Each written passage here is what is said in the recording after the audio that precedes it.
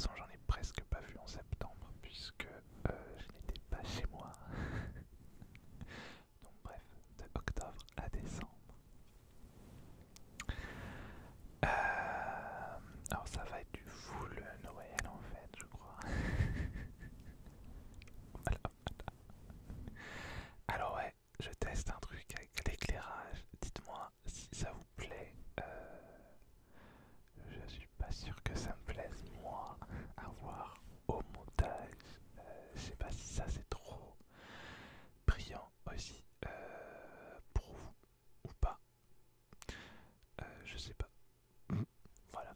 Dites-moi tout, dites-moi tout, dites-moi tout, dites-moi tout. Voilà. Je trouvais ça rigolo à tester. Pourquoi pas ce changement de lumière. Voilà. Bref. Assez tergiversé. On va commencer avec le premier film qui s'appelle Le mauvais esprit d'Halloween. Alors je ne sais plus du tout le titre VO. Alors c'est un film d'Halloween du coup.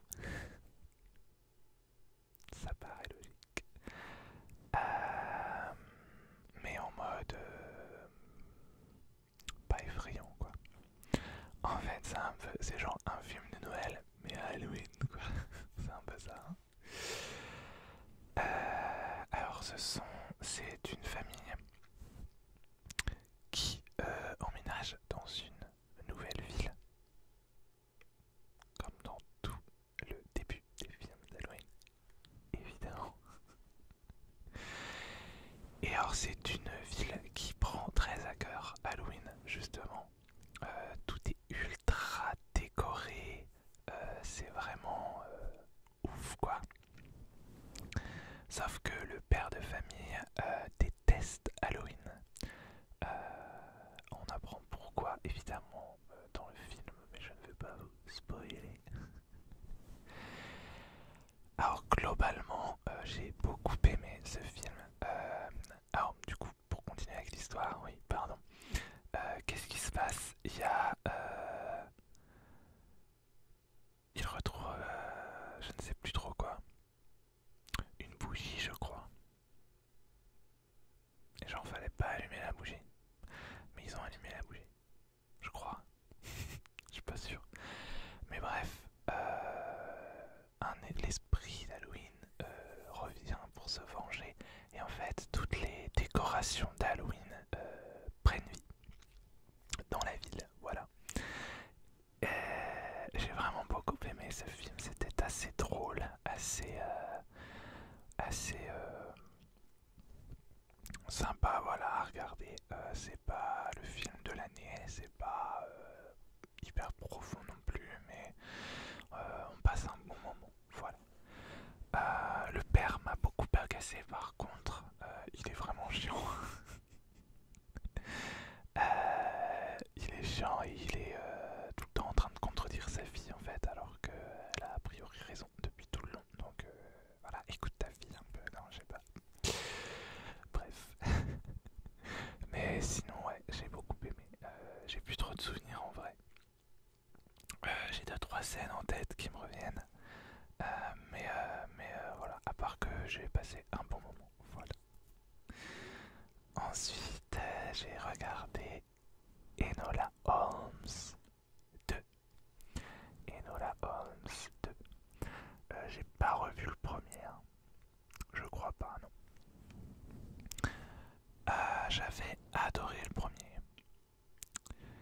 Et le deuxième, eh ben, je l'ai beaucoup aimé aussi. Oui, oui, oui, oui, oui, oui, oui. J'ai beaucoup aimé. Alors je me souviens moi, enfin, ce qui m'a marqué c'est la fin. Enfin, il y a des révélations de ouf. Enfin, j'ai pas vu venir énormément de trucs en fait. Du coup, c'est cool. J'étais très très très surpris à la fin. Voilà. Après, ouais, c'est étonnamment, j'ai pas beaucoup de souvenirs non plus du film en vrai. Mais j'ai bien aimé.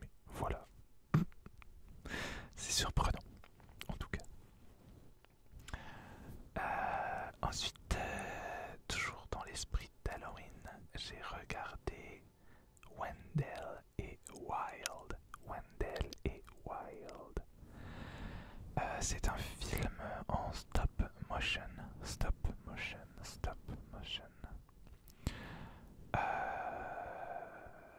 qui est très étrange visuellement, mais du coup ça, je trouve, enfin, ça va parfaitement avec l'ambiance du film.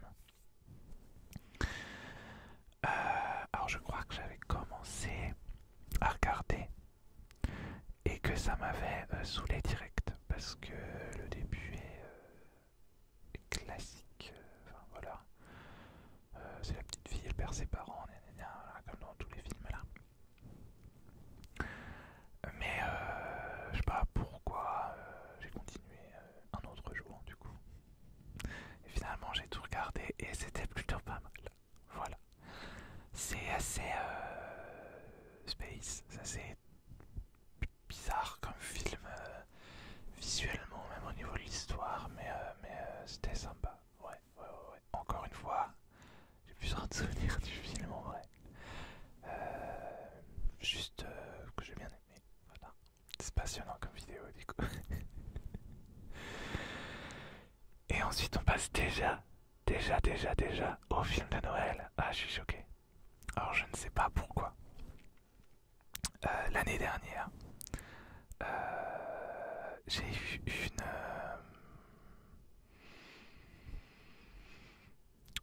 un délire. Je sais pas. Je me suis mangé plein de films de Noël. Alors pas non plus 50, mais beaucoup. Et je crois il y a pas tous parce que quand j'étais chez ma sœur en fait, enfin quand je vais chez ma sœur, parfois il y a la télé un peu en fond. Et du coup je regarde vite fait, mais sans vraiment suivre le film ou quoi. Mais du coup il y en a 2-3 que j'ai vus comme ça, mais que j'ai pas listé parce que déjà je sais même pas forcément le nom et tout. Mais bref. Donc on commence avec Christmas with You. Christmas with You. Avec la génialissime Amy Garcia qui joue dans Lucifer, la série de Lucifer. J'ai oublié son nom dans Lucifer. Elle joue la flic un peu geek là. Elle est géniale, je l'adore dans Lucifer. Elle est géniale dans ce film là. Et il y a évidemment Freddie Prinze Jr. Freddie Prinze Jr. Qu'on ne présente plus évidemment. J'ai adoré ce film. Voilà. J'ai adoré. Alors, je vais pas forcément le répéter sur tous les films. Ce sont des films de Noël. Et du coup, ça reste toujours forcément un peu classique. Il y a forcément, enfin, pas forcément classique, mais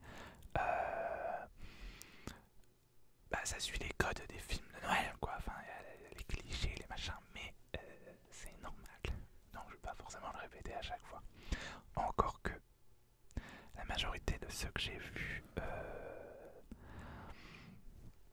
sont, comment dire, sortent un peu des clichés, parfois en tout cas. Donc, Christmas with You, oui. Donc c'est une chanteuse populaire qui n'est plus si populaire. Elle n'arrive pas à écrire de nouvelles chansons, voilà. Et elle doit une nouvelle chanson à son producteur. Sauf qu'elle n'arrive pas à l'écrire. Et on lui demande même une chanson de Noël. Elle n'a pas du tout envie d'écrire une chanson de Noël.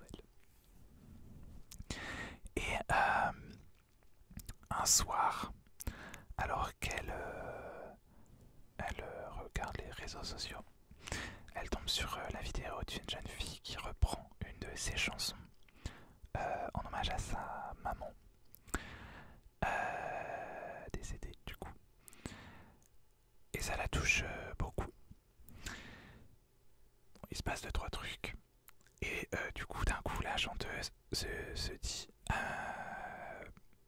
qu'elle va rendre visite à cette jeune fille. Voilà, comme ça, sur un coup de tête, un peu en mode je plaque tout, je vais voir cette jeune fille. cette jeune fille est évidemment musicien et compositeur. Et tous les deux, ils vont écrire la fameuse chanson de Noël pour cette chanteuse qui va refaire un retour fracassant. Voilà.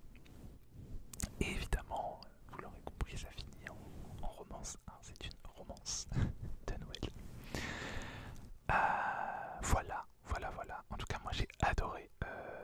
Il y a des chansons, du coup, elles sont géniales, les chansons. J'adore Amy Garcia, elle chante trop bien, elle danse trop bien, elle est trop bien. Je suis fan. Voilà. Et puis j'ai bien aimé, ouais, l'histoire est cool. Ouais, je la trouve pas si cliché que ça en vrai. Et ça parle, oui, c'est ça. Ça critique aussi beaucoup en fait. Elle est. Comment dire, les faux semblants des réseaux sociaux et les faux semblants tout court en fait. Et voilà. Et j'ai beaucoup aimé ce message là. Et en gros, voilà, soyez vous-même, quoi. C'est ça la morale. Et faites ce que vous aimez. Voilà. Ensuite. Vous le savez, j'ai dévoré la série Ghost. Si vous avez vu mon autre vidéo sur les séries.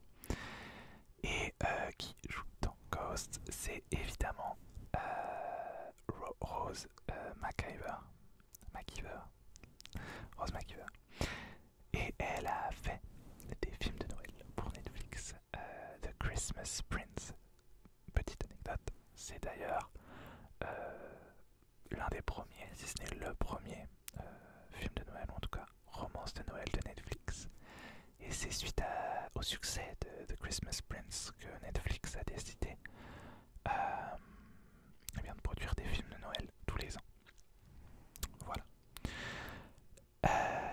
Donc j'ai regardé principalement pour Rose. Voilà. Alors, que dire de ce film? J'ai regardé les trois. Le premier. C'est assez étonnant comme film parce que c'est à la fois pour être cliché et en même temps ça essaye de jouer avec les clichés en faisant autre chose. Est-ce que c'est réussi? Je ne sais pas. Moi j'ai bien aimé le film. J'ai même beaucoup aimé le film. Alors en fait c'est une journaliste qui je sais plus si elle est sur le point de perdre son boulot. Non, c'est pas ça. Oui, c'est ça. Elle est envoyée en fait dans le royaume du prince là. Je ne sais plus le nom. Parce qu'en fait, il n'y a plus personne. C'est la seule qui a quoi. Tous les bons journalistes sont pris. Donc ils envoient elle quoi. Savent qu'en fait, par un hasard de circonstances, elle se retrouve infiltrée dans le château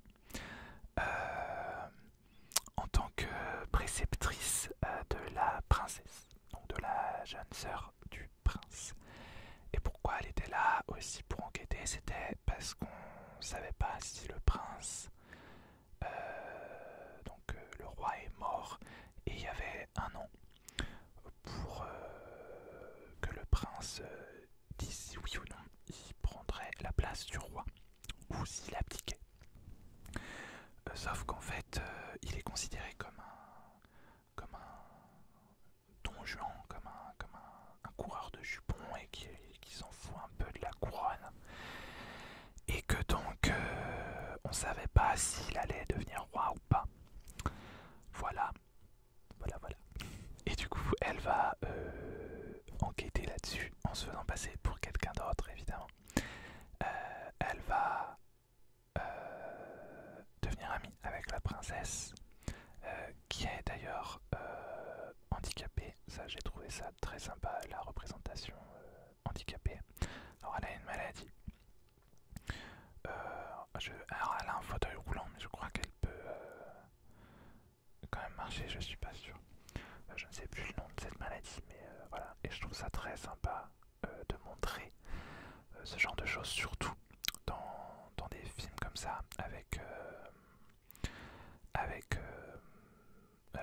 principauté, de la royauté, que c'est pas parce que t'es prince que la maladie va pas te toucher ou le handicap. Comme j'avais adoré dans Superman et Lois, qu'on montre qu'un des enfants de Superman ait des problèmes de santé mentale. C'est pas parce que t'es le fils de Superman que t'es épargné, quoi. Et aussi que Superman n'est pas forcément un bon père. Enfin bref, c'est un autre sujet. Enfin, pas que c'est pas un bon père, mais qu'il galère à être un bon père en tout cas. Bref, pour revenir à ça, voilà. Donc diversité, ça c'est cool. Enfin diversité, en tout cas là-dessus. Ah si, évidemment. Évidemment. Parce que, évidemment, dans toutes les romances de Noël, le meilleur ami de l'héroïne est gay, forcément. Oui, hein, ça c'est le plus gros cliché, je crois. Hein. Bref, ça par contre ça m'énerve, mais bon. Bref.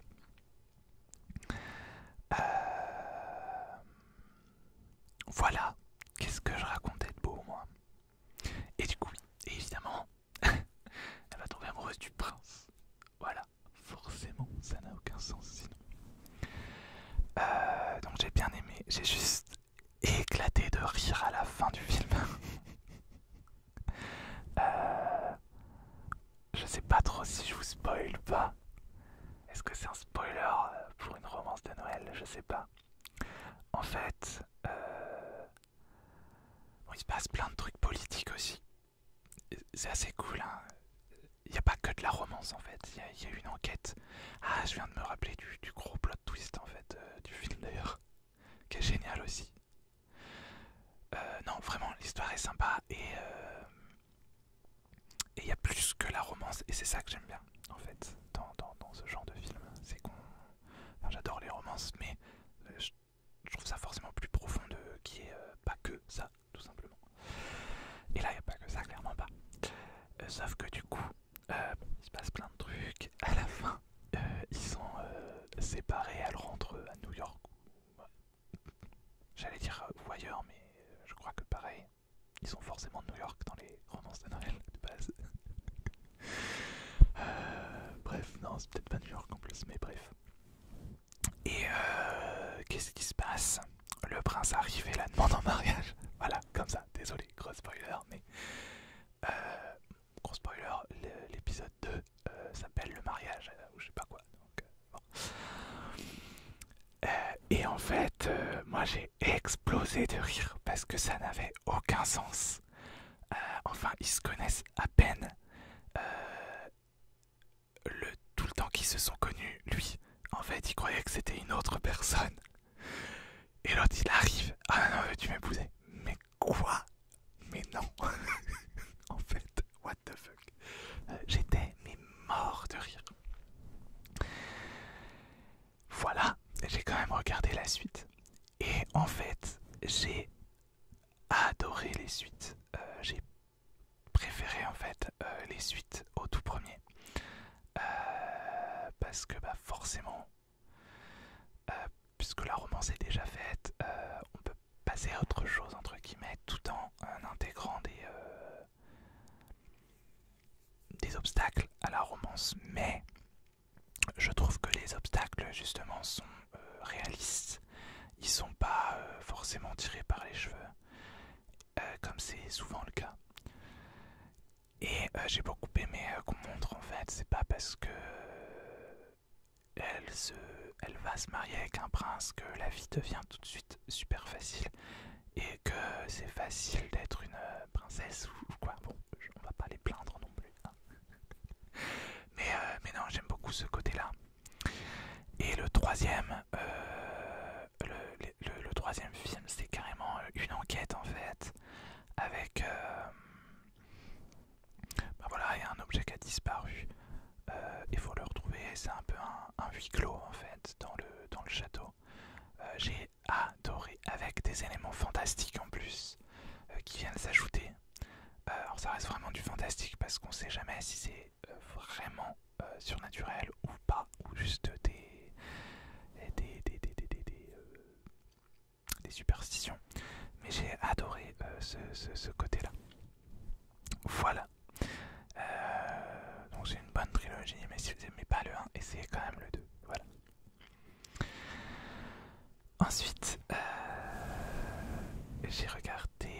Christmas Miracle for Daisy. Alors je ne sais plus le titre français. C'est sur Netflix, tout ça c'est sur Netflix de toute façon. Et c'est avec l'actrice qui joue dans Teen Wolf, qui joue la tante d'Allison, voilà, la psychopathe que j'adore j'adore cette actrice.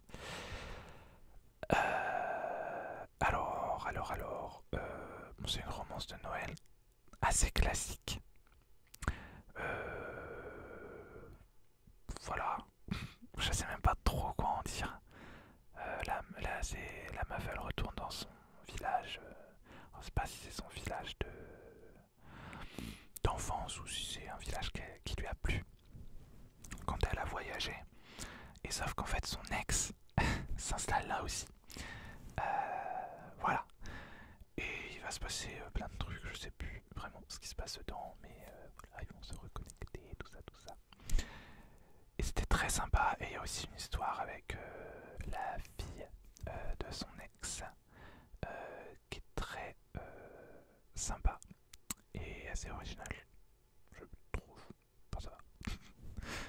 Mais ouais, j'ai bien aimé ce film. Ensuite, j'ai regardé, alors déjà rien que le titre, Au secours, je suis dans un film de Noël. Au secours, je suis dans un film de Noël. Voilà, ça c'est du film de Noël original. C'est ça qu'on veut. Donc, c'est deux sœurs. Il y en a une qui est à fond dans les films de Noël et elle adore. J'ai adoré ça d'ailleurs. Elle adore Chad quelque chose. Et c'est pour se moquer de Chad Michael Murray, qui dans la vraie vie fait beaucoup de films de Noël ces derniers temps. Et donc c'était Chad quelque chose, son acteur préféré de films de Noël. Et tous les ans, elle regarde en boucle les films avec lui. Et elle est en mode amoureuse et complètement rêveuse, etc. Elle adore Noël, tout ça. Et niaiserie totale, quoi. Et sa sœur, elle, c'est l'inverse. Elle est un peu forcément aigrie. Elle est un peu plus réaliste, on va dire, quand même. Voilà. Et qu'est-ce qui se passe Qu'est-ce qui se passe Elle rencontre le Père Noël, en fait. Alors, je ne sais plus du tout comment ça se passe, en fait. Et ouais, elle rencontre le Père Noël et elles font un vœu. Et le lendemain matin, qu'est-ce qui se passe? Eh bien, elle se réveille dans un film de Noël, évidemment. Et donc là, c'est génial et c'est cliché à fond, mais c'est fait exprès, quoi. C'est vraiment pour pousser à fond le cliché de ces films-là. Et j'ai trouvé ça mais génial. C'est très drôle et en même temps, ça reste un vrai film de Noël du coup, mais tout en se moquant des films de Noël. C'est juste génialissime. Ça m'a d'ailleurs inspiré pour un roman, donc voilà. bientôt, ma version. Alors, j'ai adoré les personnages et évidemment dans le film, enfin dans le film où elles sont envoyées, il y a Chad machin truc. Évidemment. Et enfin voilà, c'est génial, je trouve. Et il y a l'autre, la sœur un peu aigrie qui trouve aussi un gars. Et que je trouve trop cute parce qu'il est pas du tout, je trouve pas cliché justement comme dans les autres films. Il est un peu, il est un peu niais, on va dire, hein, mais il est trop cute en fait. Je sais pas comment expliquer. Et j'ai adoré ce personnage-là. Voilà. Et je ne vous dis pas la fin, mais voilà. Regardez ce film-là. Alors celui-là est pas sur Netflix, il n'y était pas en tout cas, je l'ai vu en replay sur MyTF. Voilà. Ensuite, il en reste plus beaucoup, je vous rassure. Il y a Love Hard, avec Nina Dobrev, l'actrice de Vampire Diaries.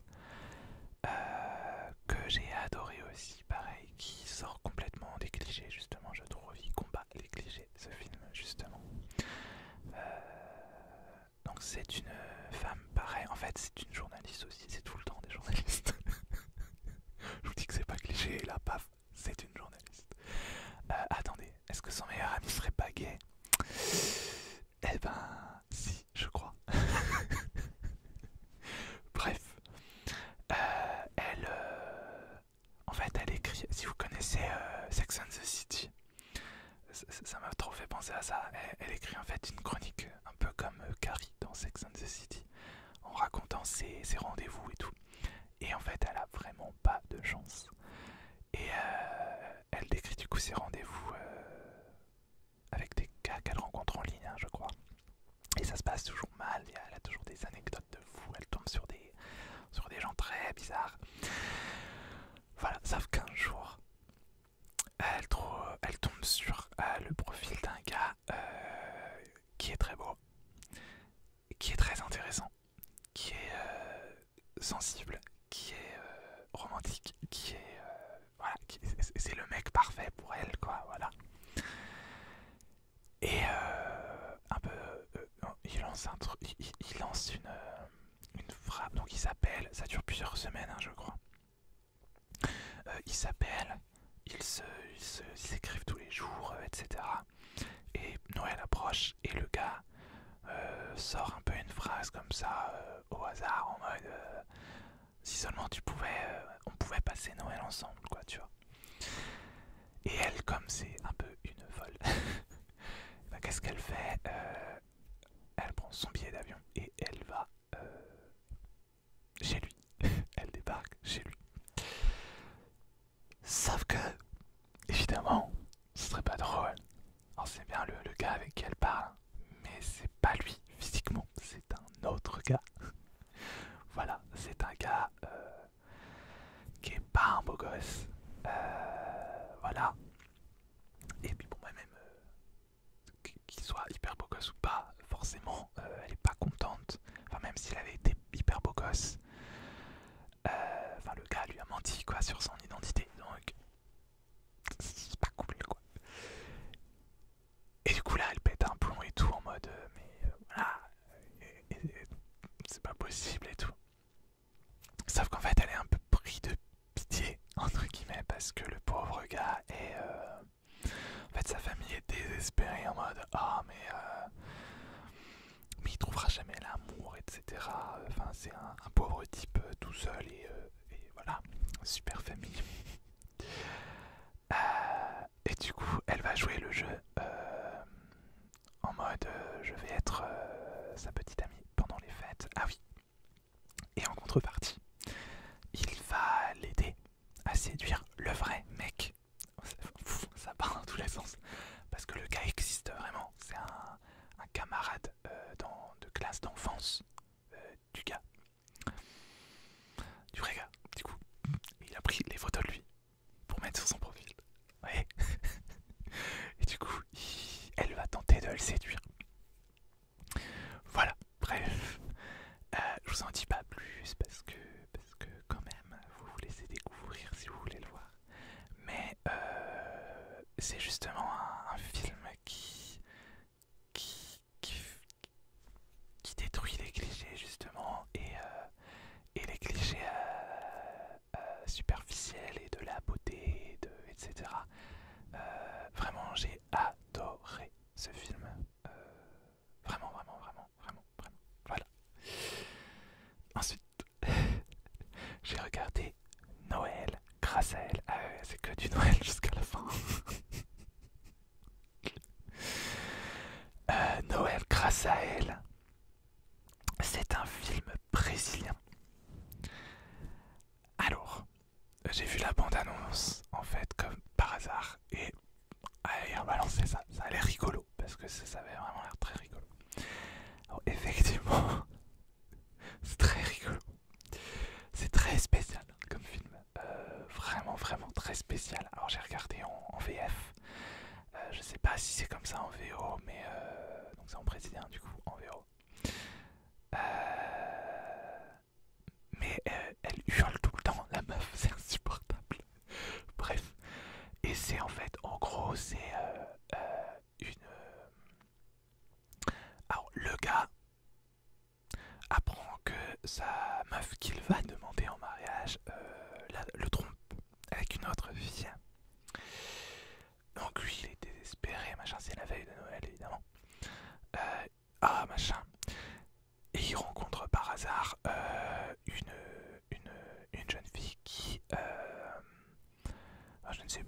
rater son avion, ou je ne sais pas, elle va pas pouvoir passer Noël avec sa propre famille.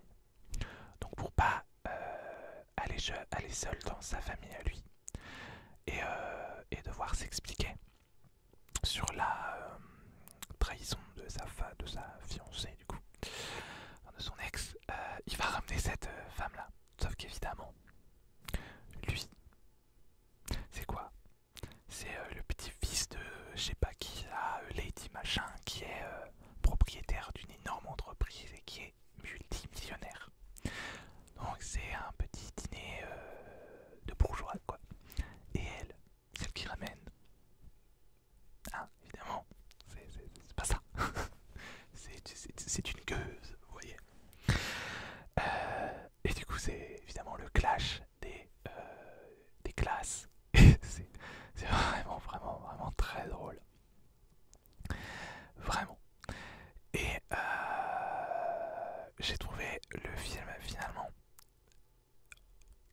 J'ai dû m'accrocher un peu parce que c'était euh, très space en fait. C'est très voilà, la meuf elle hurle tout le temps. Enfin, les acteurs surjouent de fou. C'est assez particulier, hein, voyez-vous. Mais j'ai continué et j'ai adoré. C'est très original en fait, je trouve. Même la fin et tout, même la dernière, bon, pas moitié, mais le dernier tiers ou dernier quart du film est assez original. Et voilà, j'ai beaucoup aimé du coup, et j'ai beaucoup rigolé, donc c'était cool. Voilà, et j'ai chialé aussi quand même, hein. Je crois que ça fait chialer quand même, un petit peu, forcément. Bon, je pleure dans tous les films, donc bon.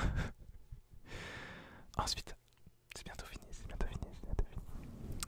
J'ai regardé Get Santa, ou Noël en cavale. Alors, en fait, je suis tombé plus tôt dans l'année sur une interview en fait de Kit Connor et de Jodie Whittaker. Donc Kit Connor quand il était enfant. Et c'est comme ça que j'ai appris qu'ils avaient joué dans un film tous les deux. Un film donc de Noël que j'ai évidemment absolument voulu regarder. Et j'ai bien fait parce que ce film est génial. Alors c'est pas du tout une romance. C'est donc on suit donc Kit Connor, le jeune Kit Connor qui est trop cute quand il était gamin d'ailleurs. Vraiment trop mignon le gamin. Et c'était déjà un bon acteur d'ailleurs, non mais enfin sérieux quoi, bref. Donc son père sort de prison, ça commence bien. Et sauf qu'en fait, il tombe, je crois qu'il tombe sur le Père Noël, le vrai, ouais c'est ça. Et qu'est-ce qui se passe en fait? Le Père Noël va se faire arrêter, il va aller en prison du coup, voilà. Et qu'est-ce qu'ils vont faire? Eh bien évidemment, donc Kit Connor et son père vont essayer à la fois de secourir le Père Noël et sauver Noël. Voilà, tout simplement. Aucun problème. Et du coup, c'est vraiment génial comme film. Je vais pas vous en dire plus pour pas vous spoiler. Est-ce que c'est vraiment le Père Noël? Est-ce que c'est un gars qui se prend pour le Père Noël? Est-ce que on ne sait pas? Peut-être. Voilà. Je ne vais pas vous le dire. Mais ouais, voilà. En tout cas, j'ai adoré. Et puis il y a des scènes dans la prison du coup qui sont trop drôles. Il y a aussi une énorme référence aux Évadés, le film culte avec Morgan Freeman. Même, c'est même plus une référence là, c'est... Voilà, bref. Et il y a d'ailleurs dedans Warwick Davis, donc, qui l'interprète de Willow dans le film Willow, voilà. Qui joue dans le film, voilà. Et Jodie Whittaker qu'on ne voit malheureusement pas souvent, mais c'est la mère de Kit Connor. Et on la voit malheureusement très peu, mais bon, c'est pas grave. Donc ouais, je le conseille vraiment, ce film il est cool.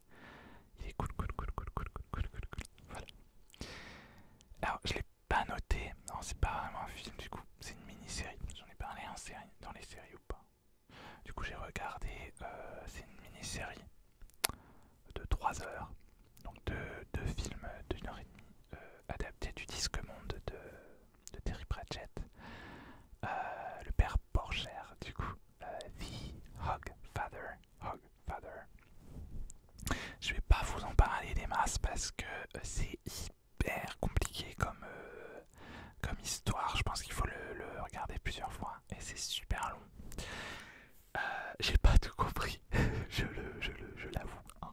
Voilà, sans honte. En fait, c'est les fêtes de Noël, mais dans le Disque Monde. Donc alors, ça s'appelle pas du tout. C'est Hogsmas du coup, je crois, en VO. Je sais pas en VF, du coup, je l'ai regardé en anglais. Et le père Porcher, du coup, le père Noël, disparaît. Et donc c'est la mort qui va devoir prendre sa place. Parce que si le père Porcher ne fait pas sa tournée en fait de Noël, bien, il y a une catastrophe qui va se produire. Donc la mort se charge de faire ça. Il prend la place du père Porcher. Voilà. Et en parallèle, on a la petite fille de la mort qui doit faire je sais plus trop quoi, parce qu'il y a un psychopathe qui a pris en otage le château de la Fée des Dents. Voilà. Non, c'est très compliqué. Mais c'est sympa. Et la morale est super sympa aussi. Mais je pense que, ouais, alors, je devais pas être très. J'étais franchement pas assez concentré en fait devant le film. Il y a plein de fois où j'étais sur mon téléphone au lieu de regarder, etc. Donc, bon, c'est aussi ma faute. Hein. Mais voilà. Il faut que je le lise d'ailleurs, le Disque Monde. Je sais, j'ai toujours pas lu même pas un seul livre du Disque Monde, c'est honteux, mais un jour. Ah, et ensuite, voilà, vous moquez pas. Vous moquez pas. Mon dernier film de l'année, c'est Happy New Year avec Kevin Adams et je ne me souviens jamais de son nom. Je ne sais plus du tout son nom. J'ai un problème avec les noms, au cas où vous n'auriez pas remarqué. Bref.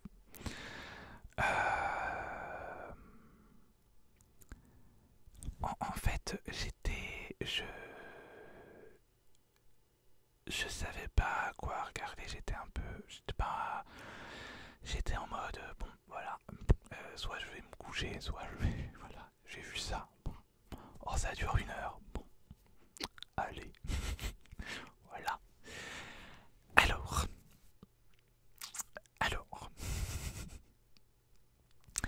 pourquoi pas? Franchement, c'est pas si mal. J'ai trouvé ça très perturbant, la mise en scène. Parce qu'en fait, ce sont 2 personnes, le soir du réveillon du Nouvel An, qui sont coincées dans un ascenseur. Et personne pourra... Enfin, un technicien ne pourra intervenir que le lendemain. Et du coup, ils se racontent un peu leur vie. Et en même temps qu'ils nous racontent leur vie, on voit les flashbacks, mais du coup, on les voit en fait sortir de l'ascenseur, les portes s'ouvrent, où ils se machinent et tout. Et je trouve ça assez intéressant au niveau de la mise en scène. Mais au début, c'est très perturbant. J'étais là, mais quoi? Pourquoi? Qu'est-ce qui se passe? Au secours. Voilà. Et donc c'est à la fois drôle, à la fois plus ou moins touchant. Il y a 2-3 trucs qui m'ont gêné. Je sais plus quoi.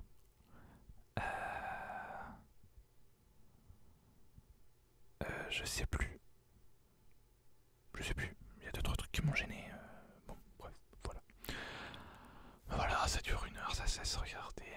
c'est sympa. C'était dans le thème puisqu'on était, c'était le 31. Donc voilà. Bref, voilà.